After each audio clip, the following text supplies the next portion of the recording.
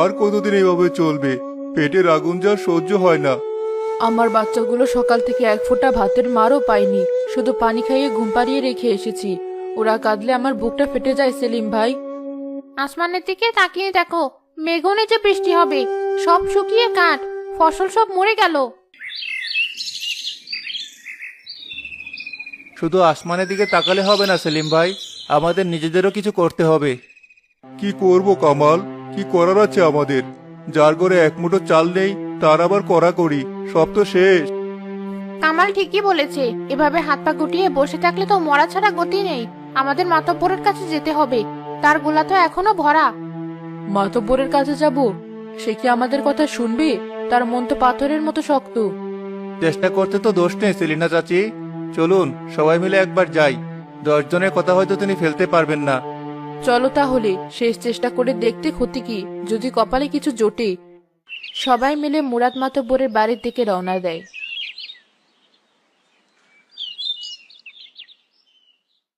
গ্রামের খবর কি রে জামাল? সব শান্ত তো? আমার বিরুদ্ধে কোনো কথা হচ্ছে না তো?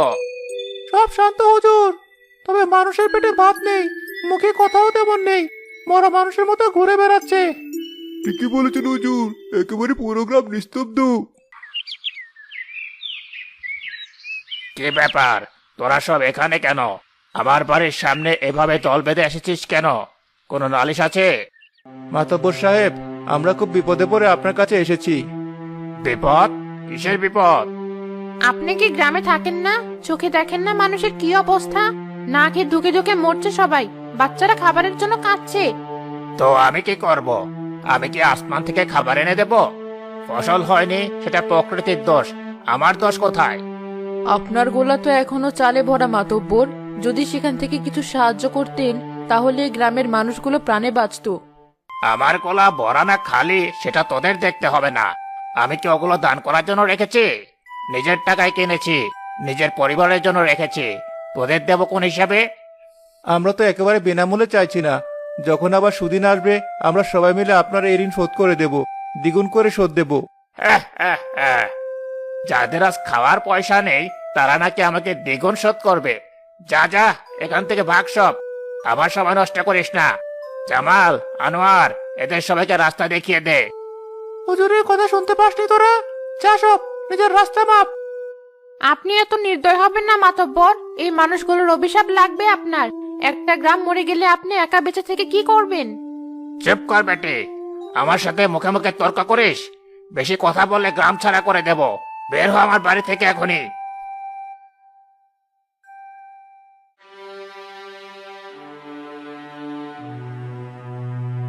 আমি বলেছিলাম না মাতব্বর কোনো কথা শুনবে না। এখন কি হবে? আমার বাচ্চাগুলোর মুখের দিকে আমি তাকাতে পারছি না। সব আশা শেষ, এখন শুধু মৃত্যুর অপেক্ষা করা ছাড়া আর কোনো পথ খোলা নেই। না, পথ এখনো শেষ হয়ে যায়নি। মাতব্বর সাহায্য করবে না, কিন্তু আমরা তো একে অপরকে সাহায্য করতে পারি। কি বলতে চাইছিস তুই কামাল? পরিষ্কার করে বল। আমি বলতে চাইছি, আমরা সবাই যদি নিজেদের ঘরে যা কিছু আছে সব এক জায়গায় জড়ো করি, তাহলে হয়তো সবার জন্য কয়েকদিনের খাবারের ব্যবস্থা হয়ে যাবে। কি আছে আমাদের ঘরে? আমার ঘরে তো এক মুঠো চালও নেই, শুধু কয়েকটা শুকনো মরিচ আর একটু লবণ আছে। আমার ঘরে হয়তো 8 পোয়া চাল হবে, কালকের জন্য রেখেছিলাম। আমার বাড়িতে 2টো আলু গাছ ছিল, মাটি খুঁড়লে হয়তো ছোট ছোট কয়েকটা আলু পাওয়া যাবে। এই তো, এটাই আমি বলতে চাইছি। কারো ঘরে চাল, কারো ঘরে আলু, কারো ঘরে লবণ, কারো উঠানে হয়তো একটা লাউ ধরে আছে, কারো পুকুরে হয়তো এখনো কয়েকটা ছোট মাছ বেঁচে আছে। আমরা যদি সব এক জায়গায় করি তাহলে খিচুড়ি রান্না করা যাবে। সেই খিচুড়ি গ্রামের সবাই মিলে ভাগ করে খেতে পারবো। দারুণ বুদ্ধি কামাল। একা খেলে হয়তো একদিনও চলবে না, কিন্তু সবাই মিলে খেলে আমরা হয়তো আরো কয়েকটা দিন লড়াই করতে পারবো। কিন্তু এই কাজটা করবে কি? সবার বাড়ি থেকে জিনিসপত্র সংগ্রহ করা, রান্না করা, তারপর সবাইকে ঠিকমতো ভাগ করে দেওয়া, এটা তো একটা বিশাল কাজ। আমরা সবাই মিলেই করব।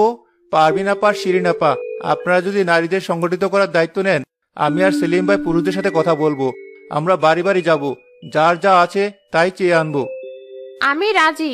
বসে বসে মরে যাওয়ার চেয়ে লড়াই করে মরা অনেক ভালো। চলো শিরিন, আমরা এখনই সেলিনা চাচির ঘর থেকে কাজ শুরু করি। ঠিক আছে, কিন্তু রান্নার জন্য একটা জায়গার দরকার হবে, আর অনেক বড় হাঁড়ি পাতিল লাগবে। জায়গা হবে গ্রামের খোলা মাঠটা, আর হাঁড়ি পাতিল যার বাড়িতে যা আছে সব নিয়ে আসলেই হবে। চলুন, আর এক মুহূর্ত দেরি করা ঠিক হবে না। সবাই নতুন উদ্যমে নিজ নিজ কাজে লেগে পড়ে।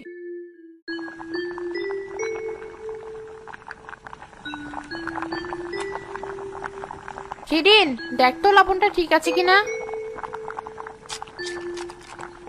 আর একটু লাগবে, আর জলটা আর একটু ফুটতে হবে। আলুগুলো এখনো সেদ্ধ হয়নি।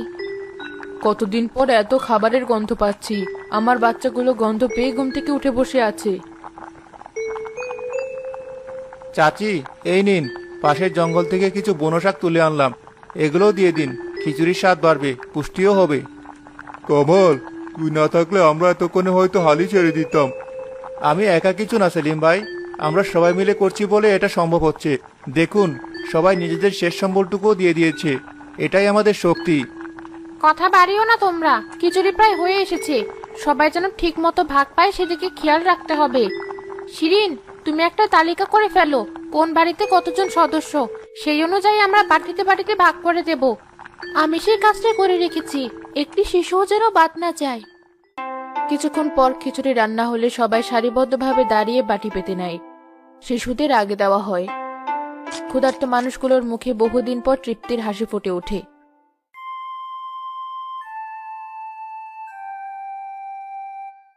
হুজুর, গ্রামের লোকেরা একটা নতুন কাণ্ড শুরু করেছে। আবার কি কাণ্ড? ওই যে কামাল নামের ছোকরাটা, সে সবাইকে নিয়ে মাঠে একজোট হয়েছে। সবাই নিজেদের ঘরে চাল ডাল এক করে রান্না করছে আর ভাগ করে খাচ্ছে। বলিস কি? তাহলে তো ওরা আমার কাছে আর সাহায্যের জন্য আসবে না। আমার ক্ষমতা তো তাহলে কমে যাবে। ঠিক তাই হুজুর, সবাই এখন কামালের প্রশংসায় পঞ্চমুখ। আপনাকেই তো বরং সবাই গালাগালি করছে, বলছে মাথা পড়ে একটা শয়তান। এত বড় সাহস! আমার গ্রামে আমার বিরুদ্ধে ষড়যন্ত্র! এটা এখনই থামাতে হবে। যা, তোরা দুজন এখনই যা, কি ওদের রান্না বান্না সব বন্ধ করে দে, হাড়ি পাতি সব উল্টে ফেলে দে। কিন্তু হুজুর, গ্রামের সব মানুষ ওখানে একজোট হয়ে আছে, আমরা দুজনকে কিছু করতে পারবো কি? যা বলছি তাই কর। বলবে এটা আমার হুকুম। গ্রামের মাঠে এসব চলবে না।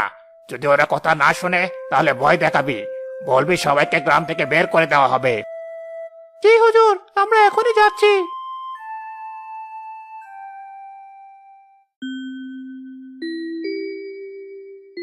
গতকালের ব্যবস্থাটা খুব ভালো ছিল। আজ আরো দুটো পরিবার তাদের জমানো চাল নিয়ে এসেছি। এভাবেই আমরা টিকে থাকবো, একতাই আমাদের বল।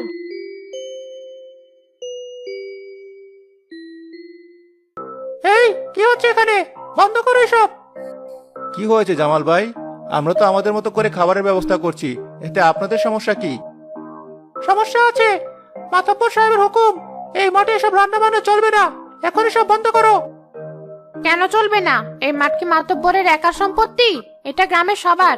আমরা আমাদের জায়গায় রান্না করছি। মুখে মুখে তর্ক করিস না পারবিন, যা বলছি শোন, না হলে ভালো হবে না। আমরা কিন্তু ওই হাড়ি উল্টে ফেলে দিতে এক মুহূর্ত দেরি করবো না। থামুন আনোয়ার ভাই, এই হাড়িতে শুধু চাল ডাল নেই, এই গ্রামের শিশুদের জীবন আছে। এটা যদি মাটিতে ফেলে দেন তাহলে আপনি শুধু খাবার নষ্ট করবেন না, কতগুলো নিষ্পাপ শিশুর মুখের খাবার কেড়ে নেবেন। এই দায় কি আপনি নিতে পারবেন? ঠিক বলেছে কামাল, আমাদের মারতে চাও মেরে ফেলো, কিন্তু আমাদের বাচ্চাদের খাবার কেড়ে নেও না। গ্রামের সব নারী পুরুষ জামাল ও আনোয়ারের সামনে এসে দাঁড়ায়। তারা রান্নার হাড়িটা ঘিরে দাঁড়ায়। আগে আমাদের মারতে হবে, তারপরেই খাবারের হাড়িতে হাত দিতে হবে। তোরা কি মাতব্বরের হুকুম অমান্য করবি? এর ফল কিন্তু খুব খারাপ হবে। মাতব্বরকে গিয়ে বলবেন গ্রামের মানুষ নাকে মরার চেয়ে লড়াই করে মরতে রাজি। চলে যান, আমাদের অনেক কাজ বাকি। জামাল ও আনোয়ার কিছুটা ভয় পেয়ে এবং অপমানিত হয়ে পিছু হটে।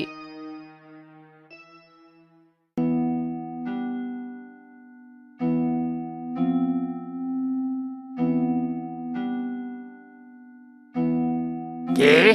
তোরা দুজন খালি হাতে ফিরে এলি? এতগুলো মানুষ মিলে তোদের তাড়িয়ে দিল? অপদার্থের দল! হুজুর, আমরা কি করব? গ্রামের সব মানুষ এক হয়ে গেছে। ওই কামাল ছোকরা আর পারবিন বেটি সবাইকে উস্কে দিয়েছে। তারা মরে যেতে রাজি, কিন্তু থামতে রাজি না।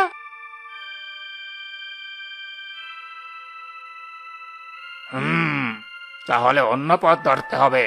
ওদের খাবারের উৎস বন্ধ করে দিতে হবে। ওরা চাল ডাল পায় কোথেকে? সবাই নিজেদের ঘর থেকে তো দিচ্ছে হুজুর। তাহলে এখন থেকে আর কেউ নিজের ঘর থেকে কিছু দিতে পারবে না। তোরা পুরো গ্রামে ঘোষণা করে দে যে এই সম্মিলিত রান্না করে চাল বা অন্য কিছু দেবে তাকে গ্রাম থেকে বের করে দেওয়া হবে। তার জমি জমা সব আমি বাজেয়াপ্ত করব। এটা কি ঠিক হবে হুজুর? এতে তো গ্রামের মানুষ আরো কেঁপে যাবে। চেপে গেলে যাবে, না খেয়ে থাকলে 2 দিন পরে কামাল আর পারবিনের কথাই ভুলে যাবে সব। তখন আবার আমার পায়ের এসে পড়বে। যা, এখনই ঘোষণা করে দে। আর গ্রামের সব প্রবেশ পথে পাহারা বসা, বাইরে থেকেও যেন কোনো সাহায্য আসতে না পারে। জামাল ও আনোয়ার অনিচ্ছা সত্ত্বেও হুকুম পালনে বেরিয়ে যায়।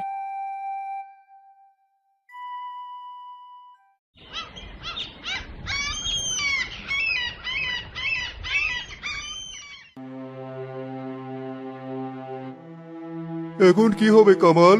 মাতব্বর তো আমাদের সব পথ বন্ধ করে দিল। কেউ আর ভয় কিছু দিতে চাইবে না।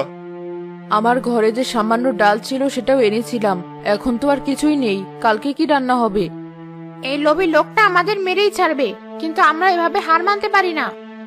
হার আমরা মানবো না, কিন্তু আমাদের নতুন কিছু ভাবতে হবে। আমাদের এমন একটা খাদ্য উৎস খুঁজে বের করতে হবে যেটা মাতাব্বরের নিয়ন্ত্রণের বাইরে। এমন কি উৎস থাকতে পারে? জঙ্গল থেকে কিছু শাক পাতা ছাড়া আর তো কিছু পাওয়া যাবে না। তাতে আর কদিন চলবে? আচ্ছা শিরিনাপা, আপনার কি মনে আছে গ্রামের একেবারে উত্তর প্রান্তে একটা পুরনো সরকারি গুদামঘর ছিল? বহু বছর আগে সরকার সেটা বানিয়েছিল আপৎকালীন সাহায্যের জন্য। হ্যাঁ, মনে পড়েছে, কিন্তু ওটা তো পরিত্যক্ত। শুনেছি ওখানে সাপখোপের বাসা, আর ওটার চাবি তো নিশ্চয়ই মাতব্বরের কাছেই আছে। সে তো গ্রামের মোড়ল। যদি ওখানে কিছু চাল বা গম এখনো থেকে থাকে, যদি আমরা কোনোভাবে...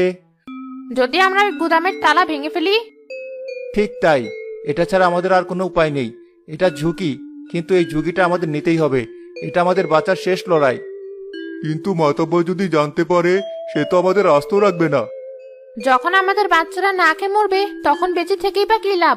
আমি রাজি, চলো আজ রাতেই আমরা ওই গুদামে যাব, যা থাকে কপালে। আমাদের খুব সাবধানে কাজটা করতে হবে, আর গ্রামের বাকিদের জানাতে হবে, যাতে তারা প্রস্তুত থাকে। ঠিক আছে, আজ রাতেই হবে আমাদের শেষ পরীক্ষা। হয় আমরা সবাই মিলে বাঁচবো, না হলে সবাই মিলে মাতাব্বরের অত্যাচারের শিকার হব।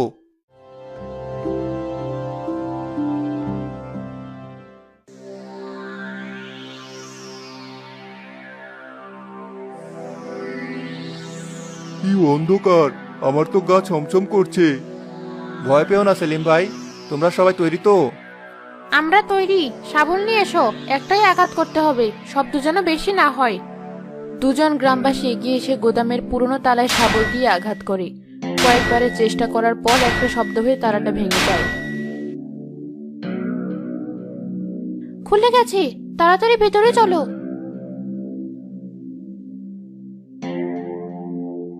এ কি? এ তো চালের বস্তা, অনেকগুলো বস্তা। শুধু চাল নয়, ওদিকে দেখো, ডাল, গম, শুকনো খাবার সবই তো আছে। তার মানে সরকার থেকে যে সাহায্য এসেছিল, মাতাব্বর সেটা আমাদের না দিয়ে এখানে লুকিয়ে রেখেছে। এই শয়তানটা আমাদের না খাইয়ে মারতে চেয়েছিল। এই লোকটাকে ছাড়বো না আমি। আমাদের বাচ্চাদের অভুক্ত রেখে সে নিজের সম্পদের পাহাড় গড়েছে। চলো, এই সব কিছু আমাদের গ্রামের মানুষের হক এটা। সবাই মিলে বস্তাগুলো বের করে আনো, কিন্তু খুব সাবধানে, কেউ যেন টের না পায়। সবাই মিলে নিঃশব্দে চাল, ডাল ও গমের বস্তাগুলো বের করে গ্রামের মাঠে নিয়ে যেতে শুরু করে।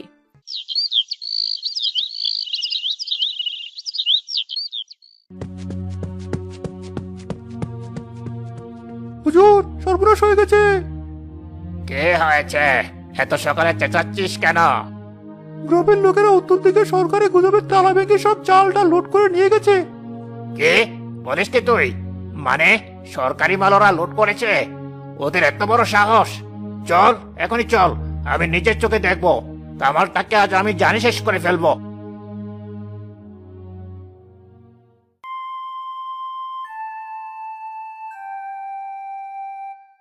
এসব কি?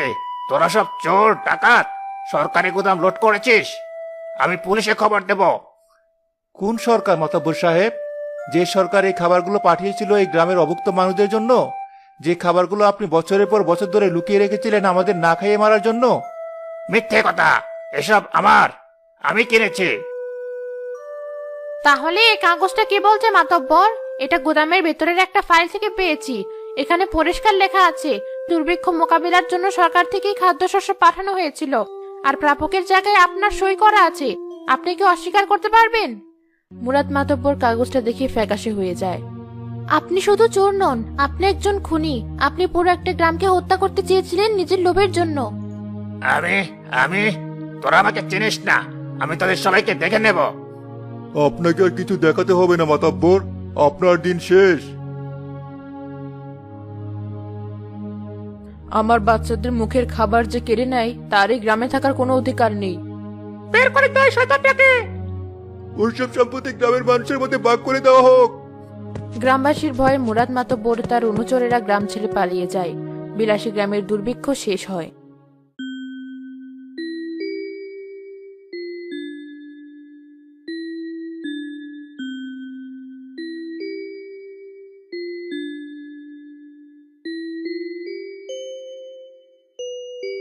আজ কতদিন পর মনে হচ্ছে আমরা সত্যি সত্যি বেঁচে আছি। আমার বাচ্চারা আজ পেট ভরে খেয়েছে, এর চেয়ে বড় শান্তি আর কিছুতে নেই। সব আল্লাহর ইচ্ছা আর তোমাদের প্রচেষ্টা। এখন আমাদের নতুন করে সব শুরু করতে হবে। এই সংগৃহীত খাবার দিয়ে আমরা অনেকদিন চালিয়ে নিতে পারবো। এর মধ্যে সবাই মিলে আবার চাষাবাদ শুরু করতে হবে। আর কোনোদিন আমরা কোনো মাতব্বরের উপর ভরসা করে বসে থাকবো না। আমাদের গ্রাম আমরাই চালাবো। সবাই মিলে সিদ্ধান্ত নিব, সবাই মিলে কাজ করব। ঠিক তাই পারবিন আপা। এই দুর্ভিক্ষ আমাদের অনেক কিছু কেড়ে নিয়েছে, কিন্তু একটা জিনিস দিয়ে গেছে, একতা। আর এই একতাই আমাদের সবচেয়ে বড় শক্তি। বিলাসী গ্রাম আর কোনোদিন কারো বিলাসিতার বস্তু হবে না। এই গ্রাম হবে আমাদের সবার।